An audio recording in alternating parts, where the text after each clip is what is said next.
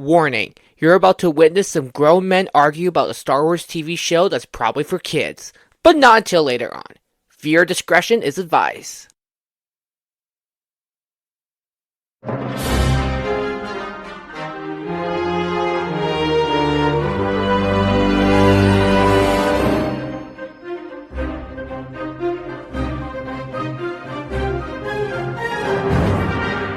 Droids. The helpful ones, the glitchy ones, and the one who tries to cut your face off. Like really, ask the guy who planned to fight Grievous's fleet with walkers on an asteroid with no gravity, and then he tries to go after him with his ship, only for it to be attacked and his droid gets lost. Oh, and don't get me started with this junkie who just tires out the Jedi with a bunch of other junk, with a droid that can't even do his job properly. And don't even get me started with them infiltrating a base where a classic cartoonish twist happens with the droid being the bad guy. Oopsies! Come with us and explore the beauty of Star Wars The Clone Wars with Patrick and Colin on the one, the only, Cantina Cuisine. Welcome back to Cantina Cuisine. We are so excited to be back for another story arc in the Clone Wars. We are now, what, like six episodes deep of this? I don't even know. I've lost count already. Like I've lost count of the made-up words that we have had. But we're on the sixth block of episodes. Story arc. Okay. I was actually right for once. I cannot believe it. If we were doing whole seasons, we'd be like 2/3 of the way done a season by now. But story arc 6 of them. Yep. And we are done 6 out of what I think it's 44. So yep. I don't know the percentage wise, but anyways, we are ready for a new story arc and probably one of the weakest story arcs that we've gotten so far. Maybe can't compete for for being below the Clone Wars movie for me, but we'll have to wait and see. It is the lost R2-D2 story arc with episode 6 and episode 7, Downfall of a Droid, and whatever the other one's called. I don't really care. Duel of the Droids. That's the better title. Droids. There, that's the better title. Yep. And either way, we do get that duel, but the rest of it's just something. My name is Patrick, and no need to fear. We're all droids here. And my name is Colin, and you'd make a poor excuse for a light switch. Whoa. You make a poor excuse for many things. I just thought light switch was one of them. Yeah. That's right. I could see you clenching your fist like you're trying to think of a comeback. It didn't occur to you, so you're like, you got me there. Well, no, I was using my thumb. I was pointing to the light switch. Oh, okay. It's like literally behind me. No. Yes. Yeah. By the way, do better or whatever it is that yeah, note in your do door better. says. Exactly. Do better. Yeah, that sucked. I mean, like, a lot of this, like, this arc is perfect. Like, it is literally perfect. Like, it's an R2-D2 arc. Who doesn't love R2-D2? Literally nobody. Everybody loves him. And what do we get? A poor excuse for a story that just does not make any sense, and it's basically a imposter among us type of deal. I do not like this arc. I thought it was better. I knew that this was going to be a weak one. I thought it was going to be okay, but, like, coming back from it, I'm very disappointed.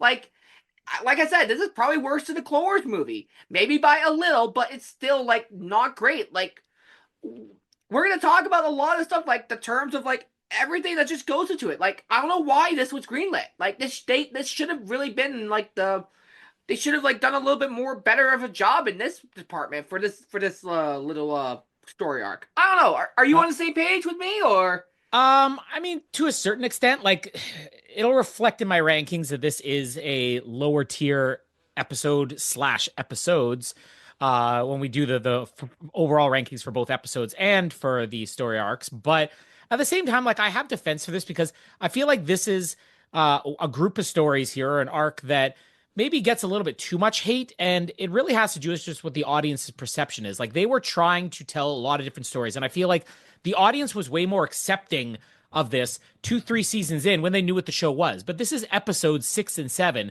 People are still trying to figure out what this show is. You're coming off of this epic Malevolence trilogy. You know, you had, like, rookies in there just before this. Technically, you had, you know, the movie and stuff, but, like, you hadn't had anything that was just pure dumb, goofy adventure, you know, focused on the droids.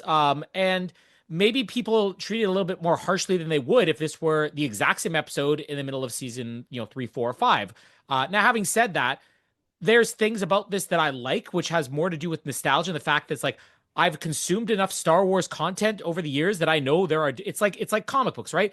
People will always say, well, Batman needs to be dark and brooding. It's like, well, Batman isn't always dark and brooding. There's different versions of Batman over the years. What people assume Batman is with dark and brooding now is not the same dark and brooding as it was in the 1940s, I think there's a place for different types of stories. But having said that, it is a very disposable. It's not offering anything particularly exciting. I think the idea of there is a spy is one of those cool war ideas that they want to incorporate different type of war stories. Maybe it didn't need to be with the droids, but there's tiny bits of trivia I'll have throughout this about the how this episode came to be that I'll mention later on. And that's probably more interesting than the episodes themselves. Like, there's a lot of turning off points when it comes to this little story arc here. But, like, again, like the fact that they didn't execute an R2-D2 arc, it's just like, it's painful. It's painful for me because I love R2-D2. I'm a big fan of him. And just how his cheekiness and his everything about his personality is just not shown throughout this whole, like, arc. And it's just like, oh, he's just lost, and so we have to replace him with a dumb imposter who we don't really which is just like this classic cartoon stereotype of like it was him. Yeah. Like, it's one of the most stupidest things ever. If there's no more, I just wanted to add quickly. You hit the nail on the head when you said like it's traditional cartoon storytelling, because that's what this is. This is probably the first episode of the Clone Wars series this is a cartoon. This is what you'd see on Saturday mornings. Now I can tell you, I remember vaguely seeing the previews for this because an episode would end, and then after the commercial break they'd come back, when this originally aired, like 2008, and they would show the preview for the next episode before they got to end credits and stuff like that. And I can remember seeing the preview, and I distinctly remember being like, R2 is lost and stuff like that, and I'm like, ooh, this just seems a little bit more cartoon. So it's clear, even just watching a couple of clips of this episode, that you knew it was not going to be this big epic, war story. It was going to be just traditional cartoon and stuff like that. Just before we do start, one bit of trivia I want to add in here. It's not like this episode wasn't made by people who didn't understand Star Wars. In fact, the crazy thing about it is that this is one of only a handful of episodes that are directed by Rob Coleman, who, if you ever sit there and watch all the Star Wars credits, which you should, because the music's amazing and the credits are cool, right? But also, unless it's the Rise of Skywalker. Yeah, I would skip out like the second that it goes to. But Rob Coleman's a name that people would recognize as a crew member from the prequel trilogy, specifically because he was one of the visual effects supervisors. In fact, his specific job was he was the guy throughout all three of those movies who was in charge of the computer generated characters. Yeah. So Jar Jar Binks, Yoda, General Grievous, all those characters, what his job was. So when they did the Clone Wars animated series, he actually kind of asked for an upgrade. He's like, oh, I love that you're doing this animation thing, but I'm already an animation guy for movies. Would you let me direct an episode? And these two are the first episodes that he actually directed. I think he has maybe two more before the end of the season, but it is a Star Wars alumni who actually did bring you this episode. I think the only other one that we're going to get this season is not technically a Star Wars alumni. It's going to be a relative of Star Wars alumni. But when we get to that episode, then we'll have different trivia. But Rob Coleman, great. You ever watch him in interviews? He's a very funny guy, very cool guy. In fact, there's even a character in Attack of the Clones that's named after him. If you remember Attack of the Clones, when the Jedi first show up, and then they're on the balcony and one Jedi drops in and he's got like I don't know, he almost looks like a Pachycephalosaurus. If you know, your brother would know that better than you do. Yeah, my brother, yeah. He's the Jedi that Jango Fett literally standing 2 inches from and just shoots him and he falls off the balcony. The first Jedi to die, they named Coleman Trebor, which was named after Robert Coleman, him. So he's got a couple of little cameo things throughout there. But I'm happy to see anybody from Star Wars. John Knoll, who's one of the other visual effects supervisors, was one of the writers on Rogue One. So it's cool to see people stepping outside the box in Lucasfilm and them allowing them to do things. Is not usually get that with actors. It's like, oh, every actor's got to direct. Well, it's cool to see that they let visual effects guys do things like write and direct too. And thank you so much, Rob Cohen, for all your services. We appreciate you, but this is not your best work. Let's dive deep into the episode. Now, before we even get any further, we have to discuss the animation problem. what the heck was that? Like, Okay. we So just got, like, look, this is episode 6. We had 5 other episodes where the animation was good. What the heck was this brightness um, problem? Why is it so bright? Why does Anakin look like, well, whatever, like an ET ripoff? Like, what is the problem? I Like, have a very good answer for that. and I'm Uh, not gonna care because I mean, I will care, but like, I don't like. This is one of the big problems in the episode. It's like the animation is just like downgraded by a margin. Like, it is so bad, and I like turned off the episodes like maybe 5 times just to like watch someone else because I was bored. I like this is so, just it wasn't good. so if anybody hasn't tuned me out in the previous 5 episodes where I talked about the production codes and how, the episodes they air in aren't they already they make them in. Even though this is 6 episode to air, this was actually production code number 2. The only thing they worked on prior to this was one of the Teth sequences in the Clone Wars movie. Because they took like a trilogy of episodes for like the latter part of it, so everything post Christophsis there. So they had done one of those episodes, but then immediately pivoted and said, "Oh, we're gonna actually rework this in the movie," which is why the animation that stuff looks better than this. So technically, of episodes that aired on TV, this was the first one they produced. So growing pains, they're trying to figure things out. It obviously improves very quickly as they go along. But yeah, there at least is a reason why they would actually have maybe subpar animation compared to everything else. The next episode produced after this that was not involved with the Clone Wars movie, which obviously got more of a treatment, is Bomb Bad Jedi, which we're going to get to in a couple weeks. Yeah, these early ones, reasons for the animation maybe not being up to snuff.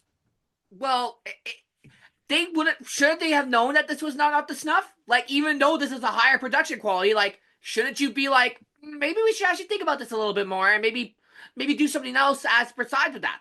Like, I get it. I get that this is a high production code. And like, maybe this is one of the few episodes that they worked at before, but still, like, I feel like that George Lucas and everyone else would look at this and be like, yeah, no, let's go back to the drawing board and let's figure this out because this is this is not an excuse for a story arc, and that's not an excuse for having this being so bad. Yeah, And the animations, I get it. it's a minor issue to me It's a because I don't view it as a minor issue because I love the animation and just having everything be so bright and just nothing looking right. It's Mhm. after having 5 episodes deep, like it just turns me off. And again, I'm an animation guy compared to you who just falls asleep for anything that's animation related. But like, it's not Star Wars. I guess Star Wars is an exception.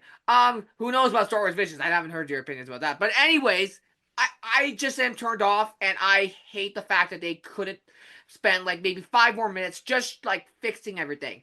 So Just bump this episode to later in the season. Bump exactly, both of these to later this season. Give yourself a little more time to work on it. But and that's my it was point. probably locked in long before, and they just said, "Well, it's one episode. We're just going to worry about everything else." They should have at least fixed something. And just this is horrible. I don't know. This is not a good start for me right now, Clone Wars. Not a good start for this story arc. Opening line of wisdom for this one: trusting your friends, and they'll have a reason to trust you. Doesn't really evolve anything into this story because R2-D2 is lost, and I guess if there's that one scene where we get Anakin and R2-D2 doing their old plane shenanigans, but it doesn't really evolve with this little word of glob. Anyways, we find that General Grievous is getting into the Jedi trouble all over again because apparently Grievous is this big bad who's just gonna keep causing the Jedi some trouble. Anakin and Ahsoka are in a random asteroid field, which how did we even get here? Like, what's the point of this? Like, they're just in this random planet. They don't even discuss about being here. They're just like, oh, you're gonna get demolished by Grievous if you don't do something. You better retreat. And so that's what Obi-Wan warns Anakin of. Ahsoka's even siding with him. Obi-Wan makes a snide remark like, "You should listen to your Padawan," Yeah. and then Anakin also makes a snide remark like, Oh, as "Oh, you listen to yours. as you listen." Exactly. So I that's the only thing that I liked in this episode, other than R2-D2, is R2-D2 is the GOAT. But anyway, that was the only joke that I liked in this whole little thing. There is another scene where I actually really liked in this episode. We'll just get to that in just a few moments here. It's actually gonna come pretty quickly here. Anakin decides to use his quick thinking and his quick skills to come up with another idea to surprise the general, and that will be a really cool little scene when we get to it. Grievous and fleet arrive at the location that the spies, which we don't, this is the first time we've ever heard of these spies. Like, that's how you like Obi-Wan. You couldn't even mention like we have a spy in our midst till like what 15 minutes into the episode. Like the writing is as well. It's just like it's not up to par. It's not up to snuff, like you said. And so they come into the asteroid field. Grievous decides, let's go through the asteroid field because none of our ships are going to get destroyed there. Have you ever watched a Star Wars movie? Have you ever watched these ships that get destroyed by asteroid fields? Like, I guess you got a little lucky, but you're not going to get so lucky later here. Because the Jedi end up using it to their advantage. Because as they are winning, Anakin decides to surprise it with some AT-ETs. Is it an AT-ET or what is the model? I tried to write it down, but yeah, the outer space version of an AT-AT. So here's the scene. So the ships are flying through the asteroid fields. They get clear, and now we have the attack in the front ships, and they lowered their shields so that they can attack it. From behind, we have the asteroid field with these AT-ETs with these space like attached to these asteroids, and there's a bunch of them. I couldn't even count, like maybe like there's 20, and they were all firing their guns at the behind the ships, which is a clever plan, and I actually like it, and it fits Anakin's character a lot. And so they start winning. And then Grievous decides to do his usual, you got me there. I'll get you next time, you little kids, and your little Padawan too. Basically. And so he just gets out of there. Anakin decides to go chasing after Grievous. His ship actually gets damaged. And then R2-D2 is trying to fix it, but it ends up doing a weird little thingy, and then we cut back to Anakin waking up. Again, bright scene, horrible. What are you doing, George Lucas? You suck. So yeah, he finds him without R2-D2 in his medical room. And now because R2-D2 is lost, Anakin's worried. Not only because he's his best friend, but again, we learn this later on now that R2-D2's memory is not wiped. And apparently he knows all the locations for the Republic bases and all their tactics and all this stuff. Question, where did this happen? Why did this happen? And why did you put it on an asteroid droid in the first place? He's not reliable. He's a droid. What is your expectation? Jedi, like... A droid's going to do exactly what they're programmed to do. It's Anakin's fault, not him. But droids are easily stolen. And they're also easily destroyed. So... these scavengers, which we'll learn later on, we have one here, they can pick up their parts and easily put them back together, put their memories back together. Stupid Anakin. You get one, this episode gets 1 point right about Anakin, and then they just assassinate his character on the other end. It just doesn't make a lot of sense on my end. Were you about to comment on something? I was just going to say, I mean, I do in a way agree with you because I like the whole thing they had about the memory wipes in this because you think in Star Wars, like when Uncle Owen says in A New Hope, like, oh, we're going to take it and have his memory erased. That's common practice. And we didn't see it again until Revenge of the Sith, where it's like have the protocol droids memory wiped, which is funny that now we see that because everybody who saw that moment is like, oh, so R2 actually remembers all this stuff when you get to New Hope and everything else. But we realize like this is way more common practice than we even thought in Revenge of the Sith because this is like standard protocol. You wipe the memory. My issue with this is it's kind of like what you said. How do you logistically go about doing that? You're on a mission. You don't know when it's going to be lost. You don't know when it's going to be, exploded. Like you said, like part of the dome flies off into space, but that's where the memory bank's stored or something like that. Do you simply come home from every single mission and then wipe sections of his memory? But the mission you're on, you're never going to know to wipe it until it's too late. So that part doesn't make sense. But it is a cool detail that they include in here that's like standard practice. Yeah, but still, Anakin, stupid. Why is the writers being like this? We'll go back to this whole thing where we actually go to this scavenger base now. They are about to head there because they think that they have R2-D2. Before we get there, we get introduced to Goldie. Might as well just call him Goldilocks because that's what his basic personality is. R3S9 or is it R3S7? I don't remember what it is. It was an R3 unit. I know it's an R3 unit. I just don't remember the last two numbers. Who cares? He's called Goldie. He also has an R3S6. R3X6. Okay. So, anyways, screw you R3. You're dumb. While Anakin's trying to hide, not Anakin. Anakin would never hype this droid up. While Ahsoka's just being a classic teenager, hyping up new technology. The old guys are just like, I don't understand it. I don't know.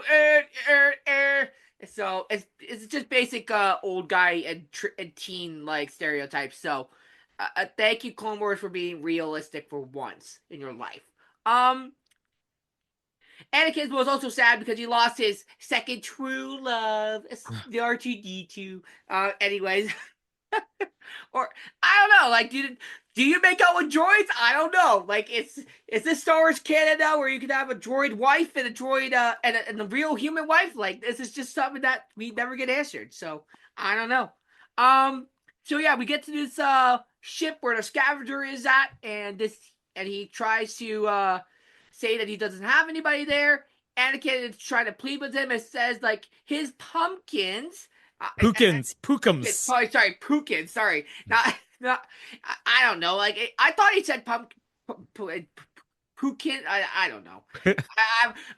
My brain is like so lost on this episode. Like I don't even remember half the stuff that just happened. I'm thankful that I wrote my notes here. And all that they found were a bunch of drunk and some I-18 droids. Are they I-18s or what are they? Yeah, I think they are. Okay. Yeah, because it's like IE-88, right? Yeah. So now and then they found these droids and then R3 accidentally activates them. And then they have a good time. And then they get get approached by the scavenger saying that they don't have any, and then they leave. Scavenger ends up does having the droid. He gets hired by Grievous, and then he's like, "Oh, this thing could be valuable, but you never know. It's a droid, so it's basically like a USB you find in the middle of nowhere. There could be millions of cryptocurrency on it, or there could just be like a bunch of rickrolls on it. So it's basically pornography. It's probably pornography. I have a funny. Okay, famously, I had a co-host try to punish me by showing me porn on the middle of an episode once, which literally maybe the funniest episode we ever had. This is on one of my other podcasts, 007, which I immediately screamed and literally ran out of the room, and I was talking back like, "What are you doing?" But anyways, I funny story on that. I had somebody who once gave me a bunch of discs, like readable discs or burnable discs. And when they gave me the discs, they said, "So I'll just give you a heads up. I used to hide pornography on blank discs and I didn't want to label them, just so nobody knew what it was. So just make sure you test these discs before you put a movie on there for the kids." Yeah, I have to make sure to double check every disc before I burn something for the kids, since I got like a stockpile of these things that probably have porn on it. So yeah, have you checked all of them, or you still haven't? Oh no, I mean, if I'm ready to burn a disc for them or something, then I'll pop the disc in and everything. I'm not going to actively go through every single one, partly because I have no desire to go through that much pornography. I'm going to hope that none of it has it on there. Fair enough. I wouldn't want it either. So, but yeah. Anyways, kids, if you find red USBs on the street, just maybe just leave it alone, even though if it does have millions of currency.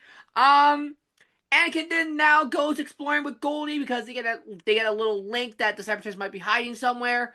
Ends up while R2-D2 is trying to call for help, but he fails out of that. Anakin comes out of hyperspace, and Mr. Goldilocks tries to have some fun with Anakin by activating his tractor beacon as part of Grievous's plan. And he gets it turned off because Goldie's doing his job not that great. Grievous goes in and has some fun with Anakin. We get some cool shots with the Vulture droids. Again, really cool droids. I love Vulture droids. They're really fun. And now Goldie also has some fun because he tries to sabotage Anakin, but it's obviously the cartoon stereotype, like, oh, it can never be the droid. It's not the droid, even though even though it's so obvious. And then, Anakin, Ahsoka gets to come in and save the day with the Twilight. I think that's what the ship is called. Yeah. And now she comes in to rescue for Anakin, and they all leave all happily ever after. But Anakin hurts R3's feelings, and the fact that they have the twin son theme playing over their argument of Anakin and Ahsoka and R3 is kind of silly. Like, there's no reason why you have to play this the classic twin son Obi-Wan theme over it. Like, it just does not make any sense. Um, and I guess that's the end of the episode. Again, it's just nothing. It's garbage. It stinks. It's garbage. It's dumb. Again, like the animation, like it's just sad. Like I really love the first couple episodes, and then we just get to this, and it's like you're really not going that much into it while just being on this little frontier here. I don't know. What do you think, Yeah, Colin? You have some I thoughts? I do. I mean, as far as the animation goes, again, just looking at the production codes, not to get too technical here, but Yeah. between this and the Duel of the Droids, there was actually a 5 episode gap. So And this they was still like, couldn't perfect it. but I think that when you look at other ones, I started to look at like other two-parters, and they don't typically do two-parters back to back. They'll probably be working on multiple episodes at the same time. Yeah. So if we look, for example, at the Ryloth trilogy, Storm over Ryloth was done at 15th, then Innocence of Ryloth 17th, Liberty of Ryloth at 19th, and pretty much every other two-parter or three-parters I see, there's maybe one episode in between them in the production code, but this is like 4 or 5 in between them. So there must have been some issues they simply just couldn't crack, and they said, let's table the second part and come back to it once we've worked out the kinks here. So I wish there was more stuff on the making of to actually get into that, but there isn't. The only thing as far as like the development of this episode that didn't have to do with just random characters was the origin of this, I guess, was Henry Gilroy, who was like the supervising story editor. So Dave Filoni was the guy in charge of directing the first season. Henry Gilroy is the guy in charge of like the storytelling in the first season here. And when he got the job, he basically immediately pitched an R2-D2 story. And it was sort of like this was his passion. I mean, his writing credit doesn't appear until the second episode, but this is what he wanted to do, which again, I kind of see where they're going for. You want to do some stuff fun with R2, but where I feel like I'm going to be defending this episode is that this would fit in perfectly in the Droids animated series from the 80s. And there are other episodes, even in this first season, that take a big left turn from what the regular format of the show is. Some of those, I think, are more successful than others. In fact, I can tell you right now that there is another one coming up. How many episodes? I can't say weeks because we're 2 weeks in between here. How many weeks are we away from this? 1, 2, 3, 4. We're about 4 or 5 episodes away from what, to me, I've always perceived as the worst the Clone Wars ever did. I don't think this is the worst the Clone Wars ever did. It might be, one of the weakest ones we've had so far, but the idea of doing R2-D2 and just doing something fun, I'm fine with that. It's just there's some imbalance you get throughout both these episodes I'll kind of touch on. The other thing just to mention is I'm probably getting I'm definitely getting a hit at myself here. But remind me when we get to General Grievous's scene or not General Grievous. There's a character. It's this guy that he is in this episode, the scrapper guy, right? What is his name? Galnak or something like that. I don't even know. I don't really care right now.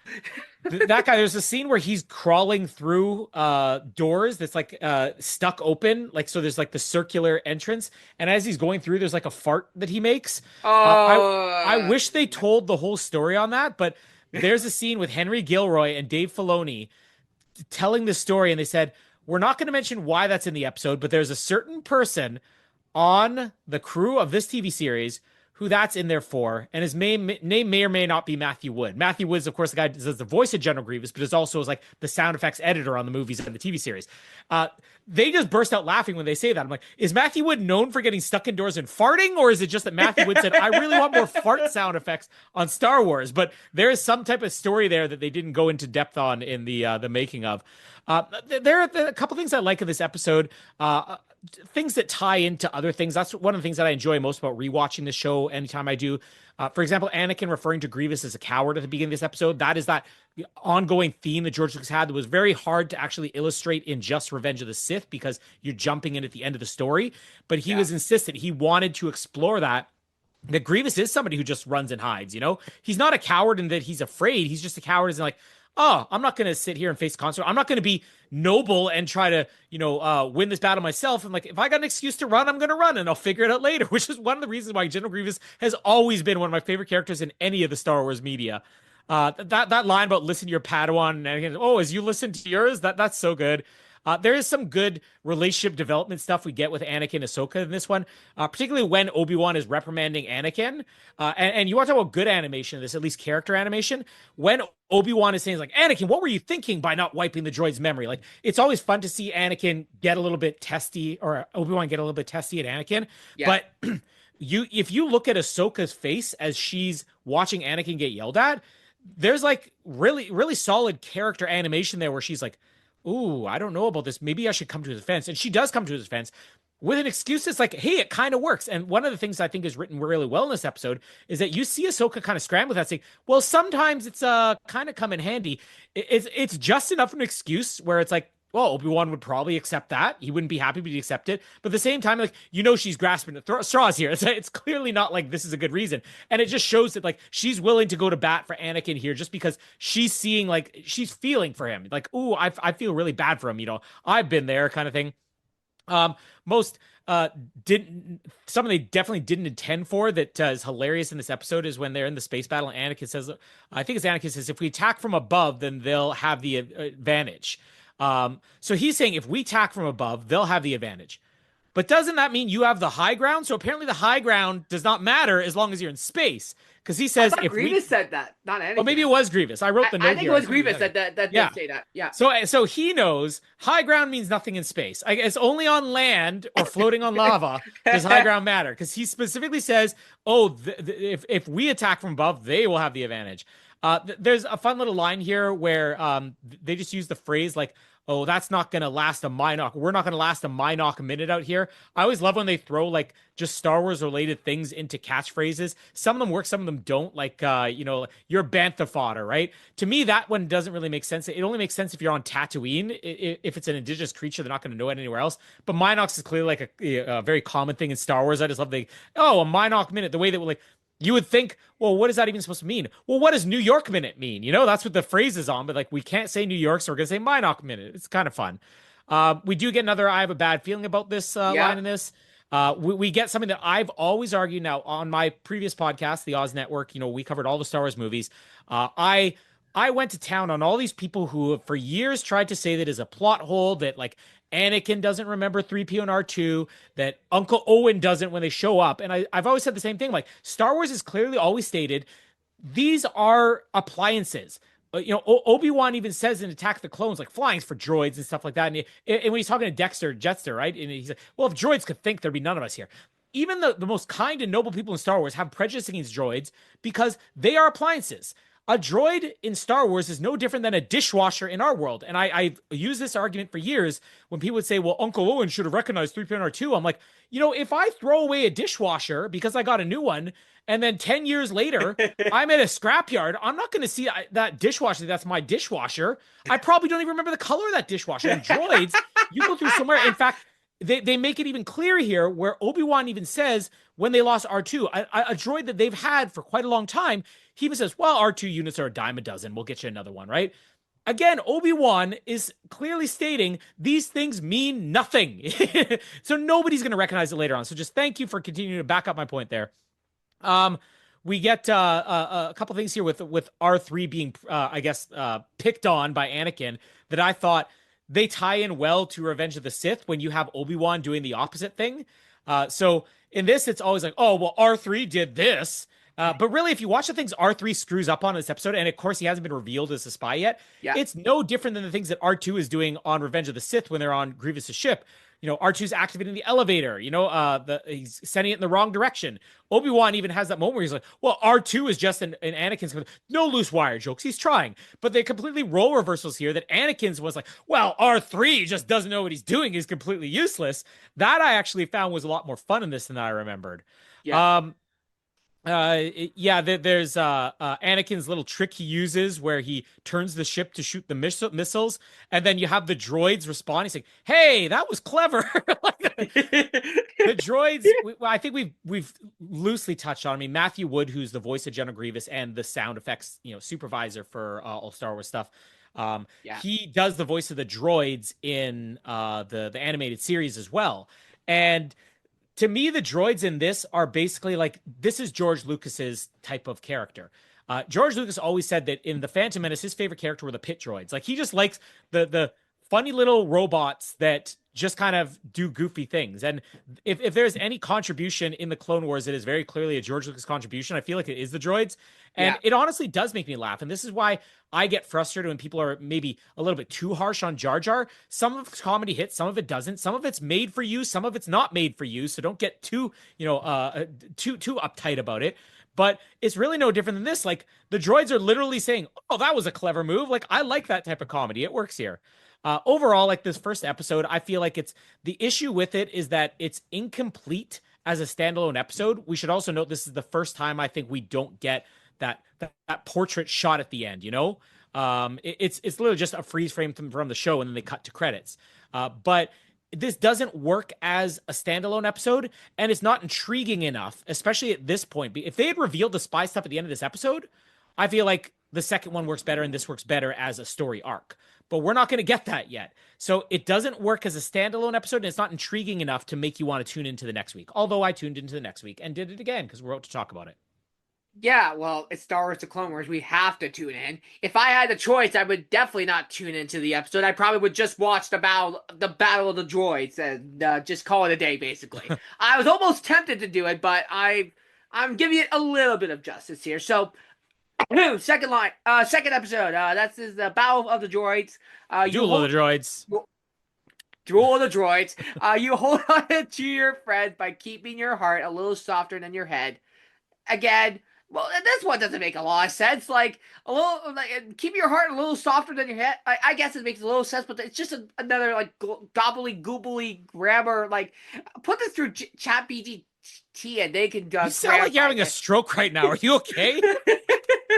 This arc is just strokish. Okay, it's really got you rattled. Like take a breath. Again, this arc has got me. It's Strokus. It is a terrible arc, and I am just frustrated that it just has to be like this because we got a bunch of good episodes beforehand, and then we get this garbage. We come back to the scavenger approaching Grievous and the Anakin's fleet, and approaching the enemy listening outpost because apparently they got the linkage while R2 is trying to escape, and he links everything up. I did like the fact that R2 is just trying to escape in these last two episodes because he did actually try that in the first episode, and that by knocking the what are those things called again? Like those circle things that they just attach to droids. Like what are they called? I don't even remember. Circle things they attach to droids. Yeah, so that they. Oh, like the like an inhibitor chip. Yeah.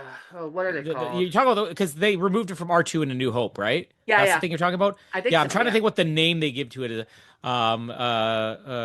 He thinks if you remove this, yeah, whatever it is, let's call it an inhibitor chip. Exactly. It'll come to me. Yeah, it will come to anybody of us. But yeah, they removed that. But then also this episode, he just does a little frying thing, and then the guy tases him. They pinpointed the coordinates to the outpost. Was R3 actually doing his job properly? So good job, R3. And then the scavenger ends up bringing him to Grievous, and Grievous has a little bit of fun with R2, saying like, "Don't need to fear, we're all droids here." So, thank you, Grievous, for being the funny character in this episode here. And then he has R2 ordering to be torn apart so that they can find out what's going on.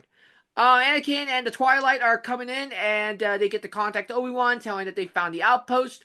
Obi-Wan tells them to stay back, but Anakin tells him that they might have R2 on the ship, and so it complicates things because again it's R2 and he has all the plans and all that stuff because Anakin was dumb, and so thank you, Anakin. And so they decide that they need to go and rescue him, and they bring Goldie along, and what's Rex carrying him, and I just found this funny because Rex was just being like, I don't want to carry him, but then it's just like everyone else doesn't want to carry him. So it's not just Anakin that's getting the hate for R3, it's everyone else. So it's just Ahsoka, this child who's just like, oh, he's actually kind of good. He's actually kind of trying. But everyone else is just like, I hate him. I did like the line of when they land on the outpost where Rex is just like, next time you can carry him. And then everyone else is just laughing and giggling their butts off. We also have another droid moment as they're also landing on the outpost where it's like, this is your job, you must not drop this. And I don't even remember how drops it, but he just drops it and just like, you're fired or whatever. So that was again, droids are funny. So thank you, Matthew Wood. Where was I in my notes? I went a little ahead. So yeah, they land on they land on the outpost. Anakin gets a split from the main group to just go exploring, but we know he's gonna go after R2 because it's his second true love behind Padme. Um, and now the scavenger actually finds R2's memory bank, and he also demands to get paid more because obviously he's found something. Like, you deserve to get paid more. And then again, we get a little funny line from Grievous as he stabs him. He's like, "And here's your bonus." So good job again, Grievous. Nice little funny little line there. So yeah, now we find out that R3 is the spy. Well, he gets to contact General Grievous as they're all everyone else is going to the doors while he's just staying behind. And this is a dun dun dun. So a classic cartoon moment. He contacts Grievous. Grievous tells him to make sure that he buys him some time so that he can come and deal with the problem. And then he does give him a problem. And now Grievous is coming in, and he's gonna have some fun with Ahsoka and Rex and all the others. As Anakin is going to encounter these droid guards, or what are their actual unit numbers? I don't even remember what the actual name for them are. They're just basically General Grievous's guards. That's what they're always referred to. But I was wondering what the technical name for them was. Maybe I will research. As the classic Clone Wars thing, Colin will research, and we'll find out within the next break, which will probably take in 5 minutes because I didn't take a lot of notes for this because this one just I think sucks. you took more than me. Yeah. Well, I mean, you were the co-host, so you had the easy job. So funny story. I took these notes, and one of the things I do is if I'm just let's say I'm if I'm not going to be writing down the notes, right? If I'm watching on my phone, then maybe I'll be emailing it to myself. So this is one where I was emailing it to myself, and I somehow, even if you don't press send, it should save it a draft. I checked both my emails right now as you were talking, like I can't find it anywhere. So yeah, I'm going completely off memory. No notes on this. Well, I mean, don't you have them on your phone? No, because I just did it as an email to myself, which is one of the ways that I sometimes save notes. By the way, they're called IG-100 Magna Guards. Magna, right? I knew this story with an M. I just could not remember because I know they have them in the Star Wars, in Lego Star Wars: The Clone Wars game. Yeah, they had that as a technical name. So yeah, Magna Guards. That's a really cool name. So thank you, Magna Guards, for showing up. Anyways, Anakin finds R2 and he goes after him and he rescues him. All the while, Ahsoka and Grievous are doing their own little schmuck.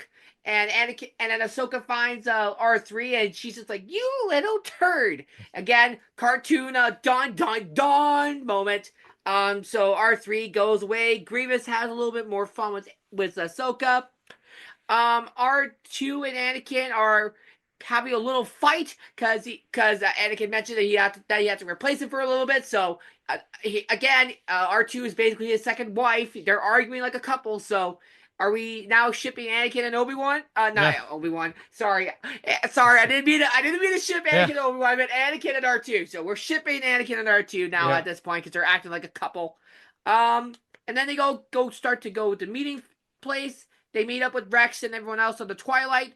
And R3 reveals himself in front of everybody, and he starts having a little fun by shutting down the doors. That could be interpreted. So R2 reveals himself in front of everybody and starts having a little fun. It's a droid. Did he stumble across some of those unmarked discs? This is your poor mindset coming to play. This is a droid. What is it gonna do? It doesn't have a male part. It doesn't have female parts unless someone is deciding to be stupid and make a droid that is like a cheerleader or whatever. So where's your mind, Colin? Oh, it's just the way you phrase that. I'm like, well, that could be interpreted. So interjecting here, this has nothing to do with that, but kids will do things where you're like, that's probably not appropriate, but it's pretty darn funny. I wasn't there, but your Auntie Jamie, she was upstairs with one of our twins, Remy, and he's gonna love that I told this story, when he listens to this 20 years from now. But he was changing, and while he was changing, he says, "Mommy, look at this," and he grabbed he grabbed his dong with both hands and he starts swiveling his hips around like what you would normally do if you were doing like a striptease. But he just thought, look, it's funny, I could swing it around, right? But she's like, she bursts out laughing. She's like, so Remy, that's very funny, but let's make sure you don't do anything like that in front of other people. I broke Patrick. Is he breathing? Are you breathing? I don't even know if it's picking up his audio because his audio's muted and I'm just seeing him basically like beat red. Here you go.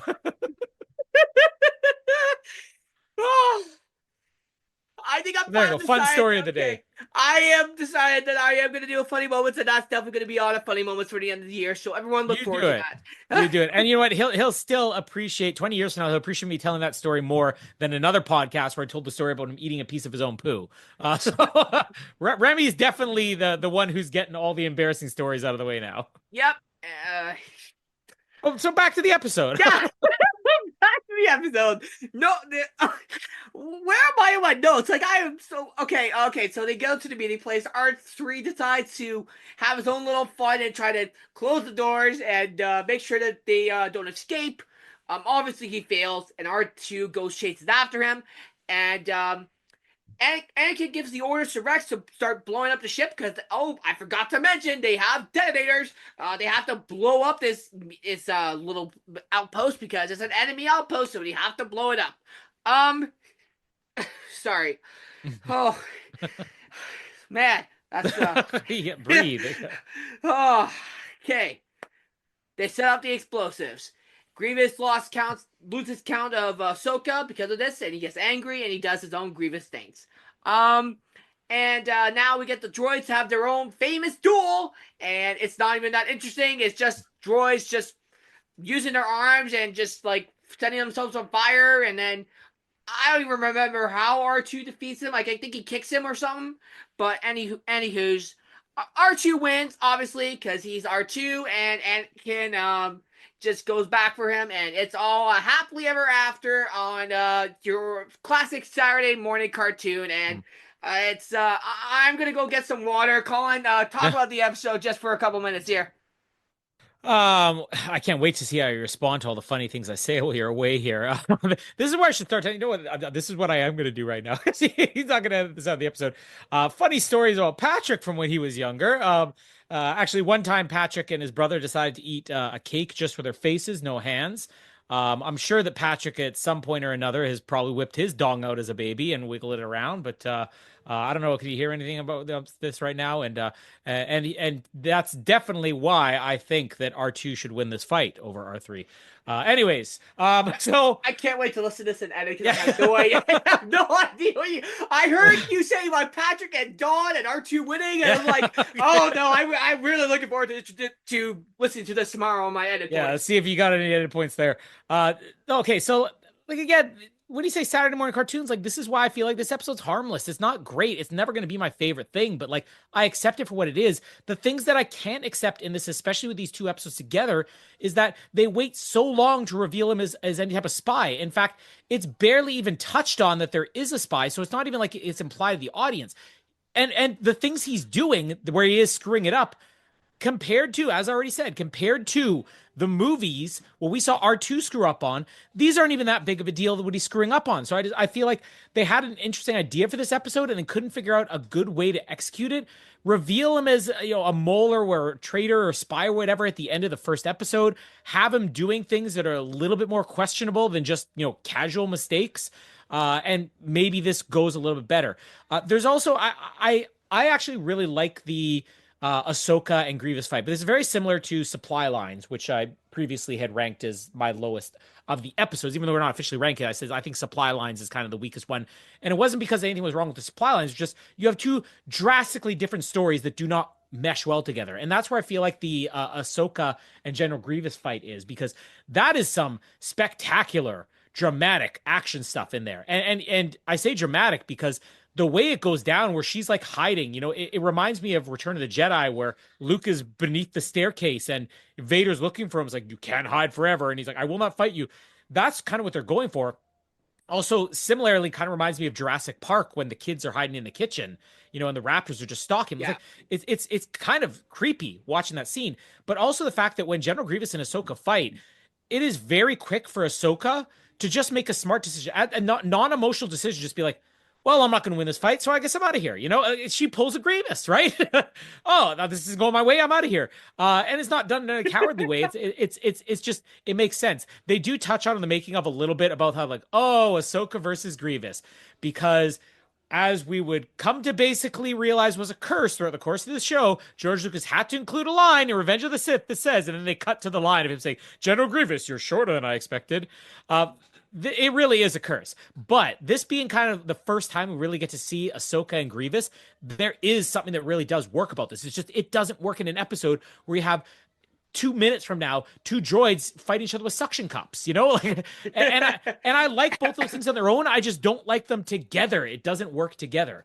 One other thing, just trivia bit to add here. Rob Coleman, I actually forgot that he was the ILM guy who was Canadian too. I thought it was Oh, John Knoll who was, but yes, we got our first Canadian director of the Clone Wars here. woo, Canadians! We love Canadians. Suck it, Yes. Americans. But like there's nothing wrong with this episode. I think that the direction they went with the fight being a minimalistic fight at the end between R2 and R3, it's better that way, because they even mentioned that originally this was like 2 or 3 pages of script. It was been this massive battle on the wing of the ship and everything. And in the end, what it ends up being is suction cup, oil slick, set the oil slick on fire, break the suction cup, and then boom, the fight's over. But that's why you don't call this Duel of the Droids, because I remembered finishing the previous episode, and then you see what the next episode's titled, whether they showed that in the preview or you just look it up online. It says Duel of the Droids. I'm like, Duel of the Droids? Why are these droids going to fight? Because again, R3 and R2, you don't get any impression that they're at odds, and it's so late in this episode where you even realize they're supposed to be at odds, and then the fight scene you have is just so small. Call this anything other than Duel of the Droids, because it's almost like false advertising if you're actually going to be reading the titles of this episode, and it doesn't really encompass what this episode's about. It's Yeah. all fine. There's nothing wrong with it, but there's nothing spectacular about either. I also did one other thing to add here. R3, what is it called? R3S I think it's S6 as we S6, determined yeah. as we So determined earlier. um, you probably already know, most people probably know the trivia about how R2-D2 got his name, which the name R2-D2 actually came before George Lucas even realized he wanted to put robots in his script for the Yeah. Star Wars. And it was because when he was editing his previous movie, American Graffiti, the editor just asked for what was going to be reel 2, dialogue 2, right? So you're recording these things separately. The second reel of film is what they needed, and then the second reel of dialogue is what they needed. So he just said, instead of reel 2, dialogue 2, he said, "Can you just pass me R2-D2?" And George Lucas was like, "Well, that actually sounds good together. I'm going to write that down." And then eventually said, "I'll make these droids out of it." But when you watch these movies, the reason you sort of pick that is because it's not just letters and numbers. You could spell that out phonetically, right? Like ARTOODETOO.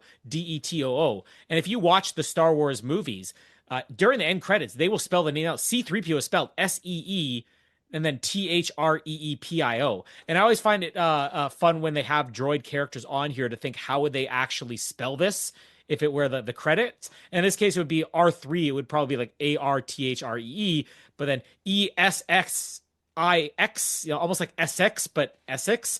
That's just my little contribution there that I like to, and I will get other moments of that where I'm going to be like, no, this works and it doesn't work because you can or can't spell it. R3SX, you can definitely spell, and it works as its own name. At least it's better. It's much better than having him be revealed as the classic twist villain. Wait, can I also just quickly add, Yeah. why are the R3 units the new top line thing? Or maybe they say in this episode this is just a new variation of an R3 unit, but we have R2 units that exist, and we already have R4 units that exist. Yeah, I was about to say we had R4 in Attack of the Clones, didn't we? Because that was Obi-Wan's droid when we... those are like the square-headed ones. Yeah. So why, if there's R2 and R4 units, why do they say, oh, we're going to skip R3, but we're going to come back to it later? That would be like we had the Samsung 19, and then we had the Samsung 21, and then after that, we'll do the Samsung 20. It doesn't really, they just call it R5, like R3 doesn't really make sense. That this is like top of the line. Well, again, like you said, like I said, this episode and this whole duel of episodes is a mess, and it should definitely have been staying in the writers' room for a little bit longer than it probably should have. let's quickly go through some IMDb stuff because I want to keep this episode the shortest as we can. 6.6 on IMDb. Plot keywords. We got where was it? Planetary ring. That's a nice little plot keyword here. Ad Astra as number 1. Oh, it's an Sky interesting Fighter movie. as number 2. Artifact as number 3, and Trip to Mars number 4. That's a 1924 short Silent. film. So, yeah, congratulations, 1924. You're cool. Crash month. I wonder what's gonna be in here. I don't even know. Did we actually do Crash? It's Maybe we probably actually, gonna come up a lot. I think we actually did. So I won't. I think we'll skip that one. I think a Poncho. We have definitely not done Oh, Poncho. I want to see what's in my Poncho movies here. We got one, The Good, the Bad, and the Ugly from yes. 1966. That's number 1. Great movie. Oh, you're gonna be happy. Star Wars Episode 4, A New Hope, as number 2, Mm, and Star Wars Episode 1, Phantom Menace, number 3, yeah. and a movie called The Lobster as number 4. Oh, The Lobster. That's, I haven't seen it, but yes. yeah. Okay, here's a little fun one. I hope that maybe there's something should be coming up here. This is called Force Push. Is it just all Star Wars? It's gonna be all Star Wars. Okay, there's a couple little interesting stuff here. Number 3, Disney Infinity 3.0. That's apparently number 3. I guess video games are now part of IMDb. Yeah, I thought that was a video game. That's kind of stupid. Like, isn't it supposed to be TV and shows? Like, what's your problem? And then number 4, I think this is a book series, Star Wars Trilogy: Apprentice of the Force. It came out 2004. I don't know what this is. Oh, it's a video game. Video game? Really? That's have you ever You gotta have you ever start heard of vetting that? these before you go on here. Have you ever heard of this? No, I haven't. There's The Dark Apprentice was one of the books. So when you said book, I thought you were referring to that, but Well, no. I thought it was Maybe a it's a book, but mobile game or something, you know? yeah, I think it's a mobile game. I'm trying to look, but they have like literally nothing Oh, on it. by the way, I collect Star Wars games, whether I have a console or not. I have I think it's for the Nintendo DS, which your aunt has. I don't have Nintendos. But the Attack of the Clones game, the only version of Attack of the Clones that ever came out was a DS game. It is very much a Game Boy type game, but it's so much fun. And then the other one, the original no, it's not the original Rogue Squadron game, but the Rogue Squadron game that they made for the Nintendo, whatever predated the Wii. Which Nintendo was that? Do you know? It was before you were born. You It remember was that before one? I was born. If you wanted a technical question out of all 4 of us brothers, Andrew would be the one you would need to go to for that. That game includes the Death Star trench run, which is like an impossible level to beat in that game. So yeah, I'm being reminded of Star Wars video games constantly. I want to throw those out there. Nice. So now we got Duel of the Droids, 7.1. I feel like that's a little too high, so that's IMDb. You Is it suck. that high? Yeah, 7.1. Um, I don't know why. It's yeah. Well, yeah, that's interesting because like you see Downfall of a Droid is a 6.6, which yes, is I which is fair. believe of season 1 episodes, and season 1 is generally regarded as it is tied for the lowest ranked episode of season 1. But there are several other episodes from this season that are ranked lower than the Duel of the Droids. Controversial opinion, I'm thinking, but I actually prefer Downfall of a Droid to Duel of the Droids. I actually, I'm not set yet, but I think I like Duel of the Droids more than Downfall. Who knows? Maybe my opinion will change in a month. But anyways, yep, 7.1. You should be lower.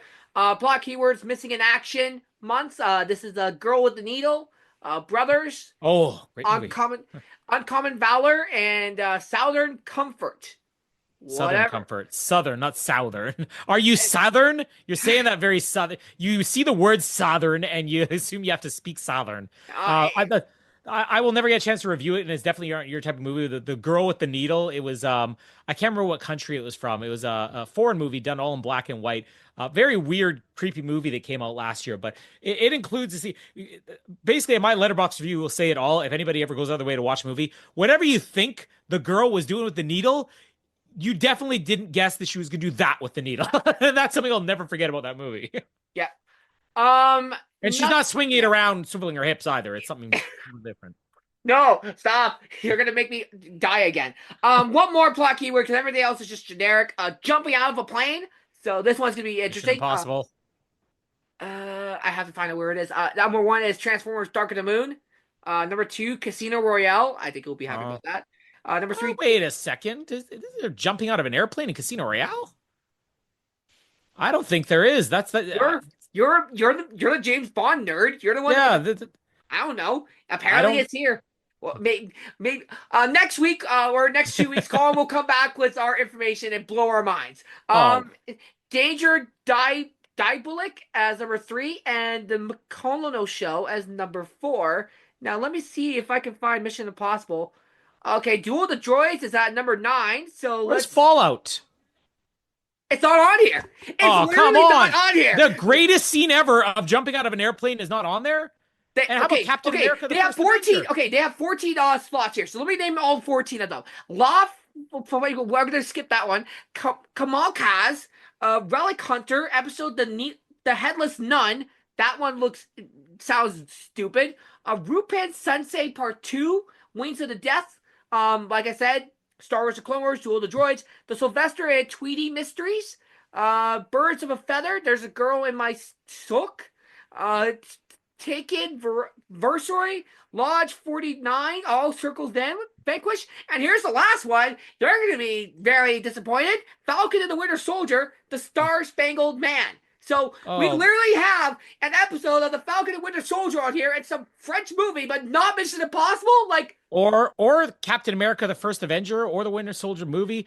By the way, what is the year next to Casino Royale there? Casino Royale is 1967. There you go. That's why. Yeah. So the actual proper James Bond one, I'm like, there is no jumping out of an airplane. 1967. So weird trivia here, and I can promote 007. You can listen to it for a short time, a little bit longer. Uh, by the time you listen to this, who knows? They made the rights to the James Bond novels were different. So Ian Fleming had sold the rights to Casino Royale to TV to adapt, which they adapted a TV version in the 50s. And then he sold the rest of the rights to the Broccoli's, who were the producers.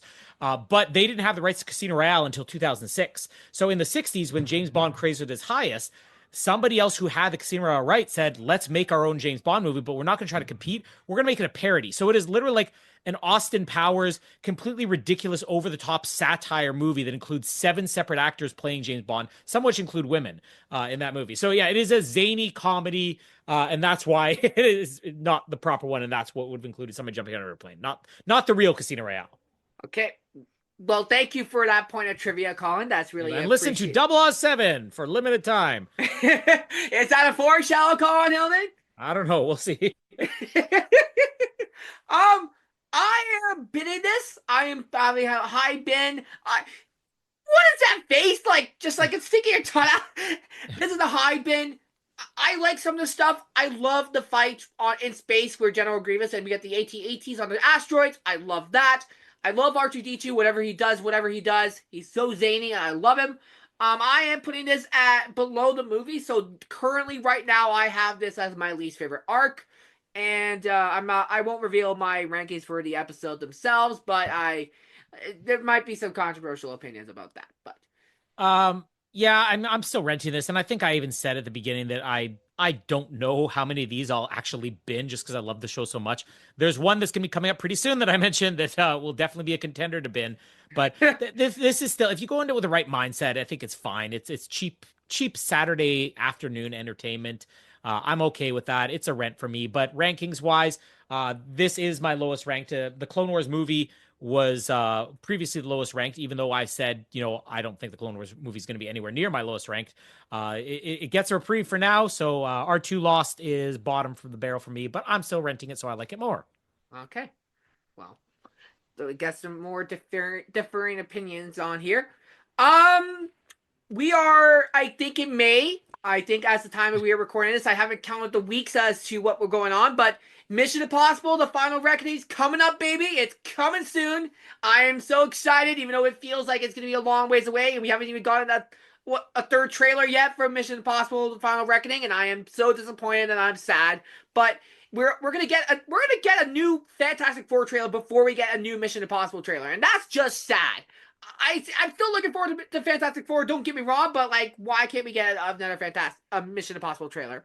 Um, Next time you'll hear from us, it's gonna be New Gunray arc, and as you have alluded to, we get Bombad Jedi, Cloak of Darkness, and Lair of Grievous, which I think, if I'm not mistaken, that one is Kit Fisto and a Admiral whatever Advark's Mon race is. Calamari. A Yeah. calamari arc is. I think that one was an interesting one, and I believe that would be if 6 was Downfall of a Droid, 7 was Duel of the Droids. That means this would be episode 8, 9, and 10, if I'm not mistaken, for season 1. So I don't know if Colin can correct me with that. Am I wrong?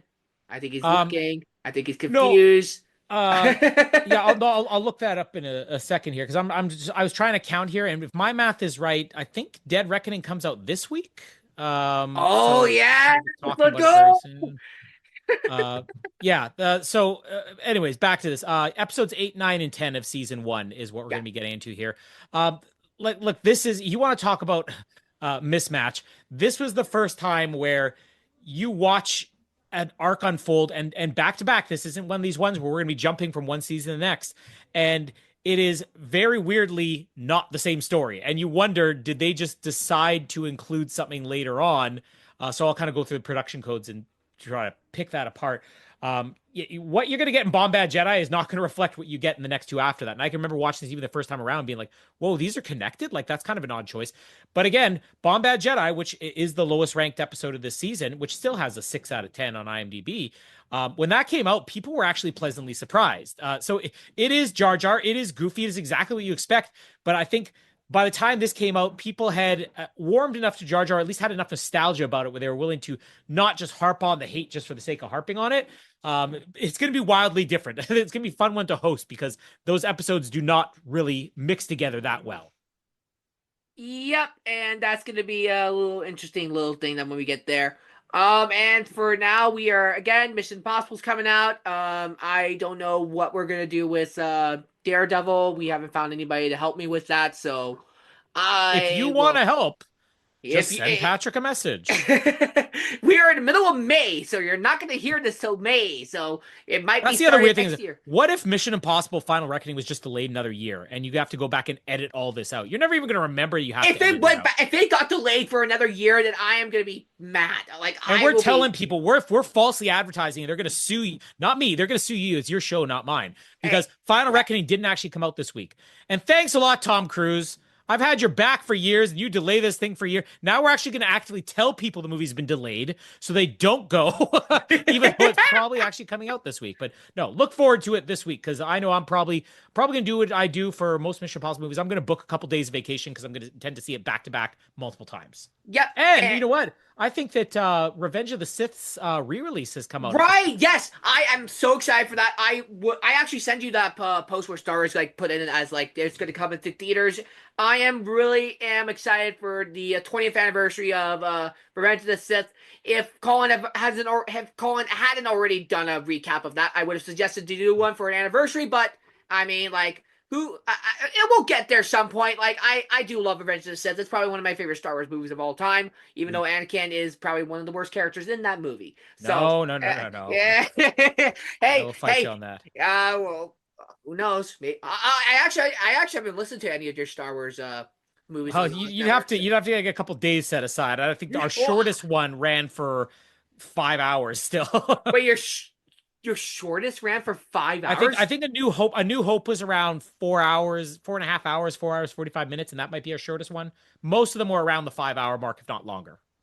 Well, I have a 40-minute bus ride to get to my work, so I might. I think I can bank off a couple days from listening to music to listen to the Oz Network coverage of Star Wars, and that'll be a fun little trip down memory lane for myself because I never got a part of it. Now we can actually ruin people because people who are listening to us saying like they're re-releasing Revenge of the Sith in theaters. They didn't realize that actually happened 2 or 3 weeks ago, and you probably should have addressed in the last episode. But that's on you. We didn't even know it was coming until like after we recorded or whatever. So I mean, who knows? Phantom Menace, when they re-released Phantom Menace, what was it, last year? That was meant to be like a 1 week release, and then it did so well that it stayed in theaters for something like 3 or 4 weeks. So maybe the same thing happens with Revenge of the Sith. I hope it does, because this is probably the better Star Wars movie than Phantom Menace. Ahem, stupid Phantom lover. And I will say, like, I was really hyped to see Phantom Menace when I got to go see it in theaters. Didn't we actually, like? I just remembered. Didn't we, like, after I was done my movie? Didn't you, like, go see the exact same thing but in a later show? No, not the re-release. I mean, I did that when the movies originally came out. So Phantom Menace, Attack of the Clones, and Revenge of the Sith. I saw all those movies twice the first day they were out. I never actually. The one thing I always wanted to do was literally walk out of a theater and walk right back in and see the same one over again. Maybe if I'm lucky enough, I'll do that with Revenge, or maybe if I'm lucky enough, I did do that with Revenge of the Sith 2 or 3 weeks ago. But I don't know if it'll ever happen now that I have children. Yeah, well. Anyways, this episode's getting too long. I promised you guys this would be a short one, but we turned it to a much of Liar. a lie. Hey! We'll see what happens with your Newt Gunray arc here, because I think you're the one that's hosting that one, right? Yep. So if you keep it under an hour, then I'll do a punishment. So Challenge accepted. challenge accepted. And we're getting tired because we don't like R2-D2's arc. My name is Goldie, and I haven't come up with a line, so I'll just go with Goldie. And my name is Pookums. Thank you for listening to the new episode of Cantina Cuisine. Make sure you follow us on Spotify and Apple Podcasts to listen to new episodes coming out every week just for you. Also, make sure you follow us on Facebook, Instagram, X, and subscribe to our YouTube channel for updates and follow-ups to our episodes and other content that you might like. Again, thank you so much for listening, and we'll see you all next time. Peace out, nerds.